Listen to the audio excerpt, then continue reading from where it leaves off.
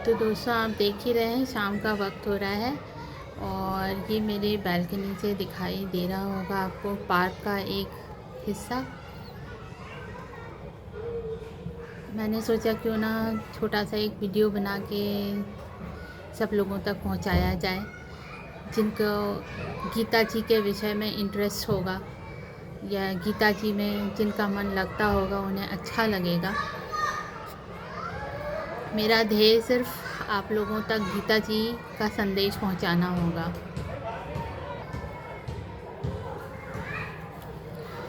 मैं अपने तरफ से कुछ भी नहीं पढ़ूंगी। ये गीता जी में जो दिया हुआ है उसी में से पढ़ाऊंगी आप लोगों को। और मेरा पढ़ाने का मतलब ये नहीं होगा कि मैं आपकी टीचर हूँ और आप बच्चे हो जो आपको मैं सिखा रही हूँ। सिर्फ एक सरल भाषा में आपसे रोज़ थोड़ी देर कुछ देर बात करूँगी, आपको भी सुनने में अच्छा लगे और मुझे भी सीखने को कुछ मिले। ओम श्री परमात्मने नमः।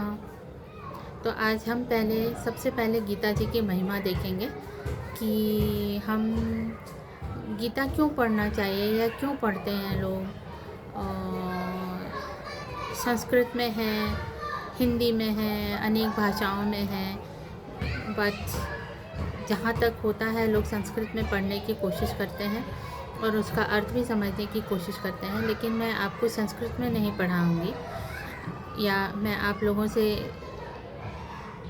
अपेक्षा भी नहीं करूँगी कि आप वापस जाके पढ़ाई करें। मेरा ध्येय सिर्फ आप लोगों से थोड़ी देर बात करने का होगा, वो भी एक विषय लेके जिससे आप लोगों को इंटरेस्ट आए और मुझे भी अच्छा लगे। तो ओम श्री परमात्मने नमः। ये मैं सिर्फ गीता जी में से ही पढ़ रही हूँ और मेरी गीता जी, जैसा कि मैं आपको पिछले वीडियोज़ में बता चुकी हूँ, गीता प्रेस गोरखपुर की है और हिंदी में है। तो सबसे पहले आइए देखते हैं हम गीता की क्या महिमा है।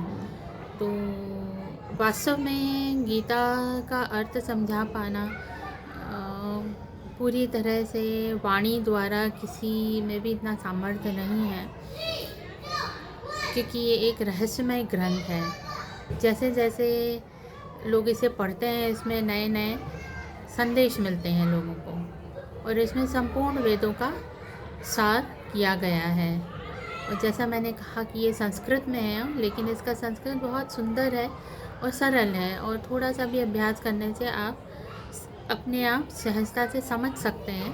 और अगर आपका सीखने का मन है तो आप सीख भी सकते हैं।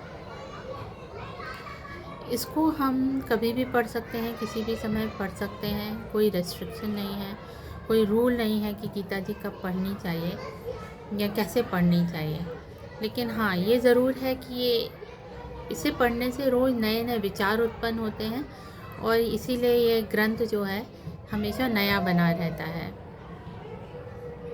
इसको एकाग्रचित्त होकर श्रद्धा सहित, भक्ति सहित पढ़ना चाहिए और भगवान के गुण, प्रभाव और मर्म का वर्णन जिस प्रकार इस गीता शास्त्र में किया गया है, वैसा अन्य किसी ग्रंथ में नहीं किया गया है। इसलिए हमें पहले ही समझ लेना चाहिए कि इसमें हम भगवान श्री कृष्ण के बारे में समझेंगे, क्योंकि प्रायः ग्रंथों में कुछ न कुछ सांसारिक विषय मिला रहता है, परंतु श्रीमद् भागवत एक ऐसा अनुपमेय शास्त्र भगवान ने कहा है जिसमें एक भी शब्द सदुपदेश से खाली नहीं है। इसलिए वेद व्यास जी ने महाभारत में गीता का वर्णन करने के बाद कहा है कि गीता सुगीता करने योग्य है, अर्थात गीता को भली भांति पढ़कर अर्थ और भाव सहित अंतःकरण में धारण कर लेना मनुष्य का मुख्य कर्तव्य होना चाहिए।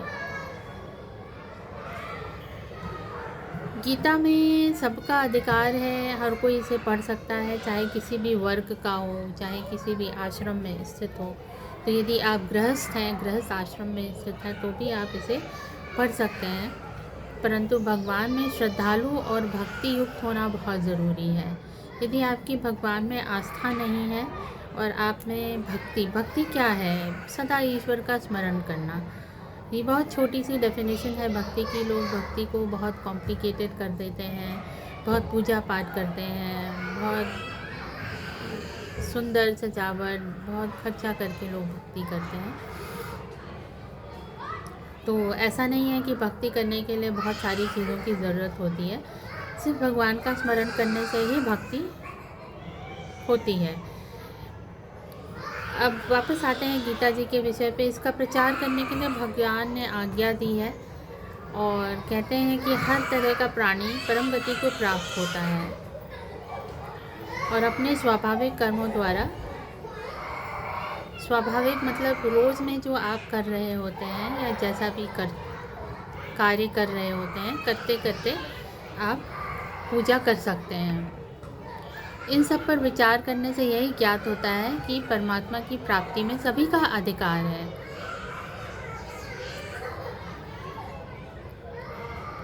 बहुत से मनुष्य जिन्होंने गीता जी का केवल नाम मात्र ही सुना है ने कह दिया है कि गीता तो केवल सन्यासियों के लिए है, और ऐसा बिल्कुल भी नहीं है। उन लोगों को विचार करना चाहिए कि मोह में पड़कर शास्त्र धर्म से दूर होकर अर्जुन ने भिक्षा द्वारा निर्वाह करने का निश्चय भी कर लिया था, लेकिन उसके बाद भी जब भगवान ने गीता समझाई तो अर्जुन गीता के उपदेश सुनने के बाद आजीवन गृहस्थ में रहकर अपने कर्तव्य का पालन किया। उस शास्त्र का यह उल्टा परिणाम नहीं हो सकता कभी भी। अतएव कल्याण की इच्छा वाले मनुष्य को उचित है कि मोह को त्याग कर अर्थ और भाव के सहित श्री गीता जी का अध्ययन करें। और जैसा मैंने कहा कि मैं बिल्कुल भी एक्सपेक्ट नहीं करती हूँ कि सब लोग गीता पढ़ने बैठ जाएं। मैं तो सिर्फ आप लोगों के साथ थोड़ी देर समय बिता रही हूँ।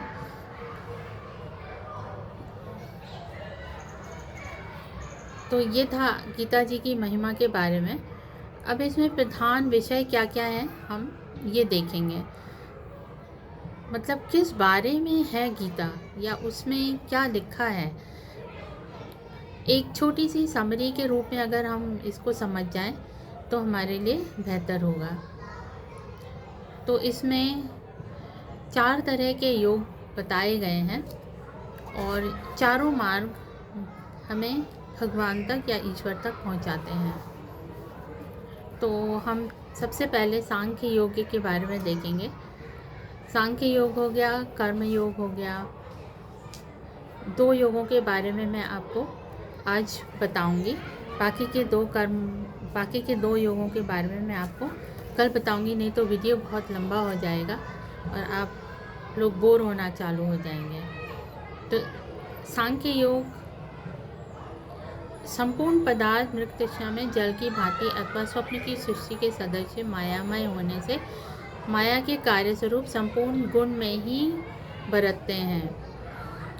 ऐसा समझकर मन, इंद्रियों और शरीर द्वारा होने वाले संपूर्ण कर्मों में कर्तापन के अभिमान से रहित होना तथा सर्वव्यापी सच्चिदानंद परमात्मा के स्वरूप में एक ही भाव से नित्य स्थित रहते हुए एक सच्चिदानंद घन वासुदेव के सिवाय अन्य किसी के नहीं होनेपन का भाव न होना, यह तो सांख्य योग का साधन है। थोड़ा सा कॉम्प्लिकेटेड लगा होगा हिंदी आप लोगों को, लेकिन लास्ट की लाइन बहुत सीधे सीधे कहती है कि हमें सदैव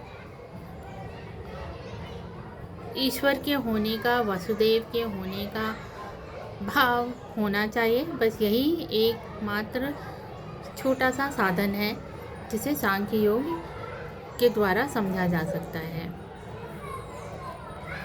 दूसरा कर्म योग। आप जो भी कर्म करें केवल भगवान के लिए सब कर्मों का आचरण करना तथा श्रद्धा भक्ति पूर्वक मन, वाणी और शरीर से सब प्रकार से उनके स्वरूप का निरंतर चिंतन करना, यह निष्काम कर्मयोग का साधन है। तो ये 2 कर्म आज हमने देखे। मैं बहुत ज़्यादा लंबा वीडियो नहीं बनाऊंगी, शाम का वक्त है। एक बार फिर से आप थोड़ा सा प्रकृति के दर्शन करा दूं। आप लोगों को शायद बैकग्राउंड नॉइज़ भी आ रही होगी जब मैं बात कर रही होंगी, लेकिन फिर भी मैंने सोचा एक वीडियो ऐसा बना के देखती हूँ जिसमें आप लोग बोर ना हों और आप लोगों को ये ना लगे कि हम पूरे से ही गीता ही सुन रहे हैं बैठ के और कुछ समझ नहीं आ रहा है। इसलिए मैंने अपनी हिंदी को बहुत सरल रखा है और वीडियो शॉर्ट में बना रही हूँ। आप समझ ही गए होंगे ये मैं बालकनी में बैठ के बना रही हूँ, जिससे आप लोग आनंद ले सकें थोड़ा प्रकृति का, सृष्टि का। ये सृष्टि ईश्वर ने हमारे लिए ही बनाई है और इसे हमें एंजॉय करना चाहिए। आज के लिए इतना ही। राम राम।